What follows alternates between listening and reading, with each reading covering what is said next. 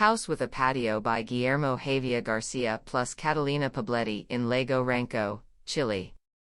During the multiple trips we have made to Lake Ranco in recent years, we have always been intrigued by a mid-20th century shed located at the northern entrance of the town of Futrono, which has a structural system based on pillars, struts, and beams. Climate is a fundamental factor for design, and the courtyard is not only an element that builds new relationships with the context but, above all, a climate device that allows transforming the climate into the center of the project. It allows sunlight to penetrate all spaces, considering that the project is located 1,000 kilometers south of Santiago in an oceanic temperate climate, where around 1,800 millimeters of rainfall occurs annually.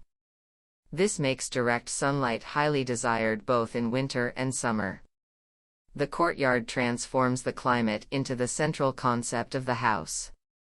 The program is organized around a single circulation around this courtyard, allowing for continuous movement around a succession of public and private spaces.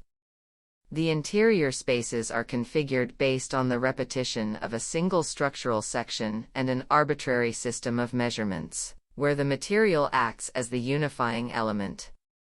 Repetition allows for programmatic and spatial variation, configuring different types of spaces based on small operations and specific needs.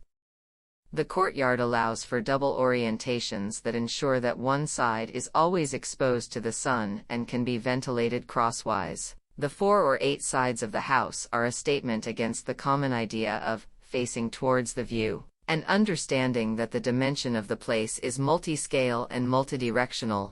In other words, the lake is as important as the mountains, the Arayan forests, or the shrubs, herbs, and nalcas that grow on the ground. The courtyard also allows native species and animals living on the site to move as if the house did not exist, reducing supports to a series of points and isolating the interior from the damp ground.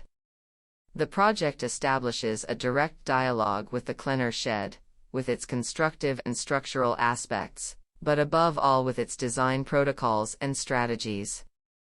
This structural decision allowed the house to be built in less than a year and enabled work to be carried out every day during the rainy season, especially in the installations, interiors, and finishes. The exoskeleton structures both the house and the program, separating it from the ground.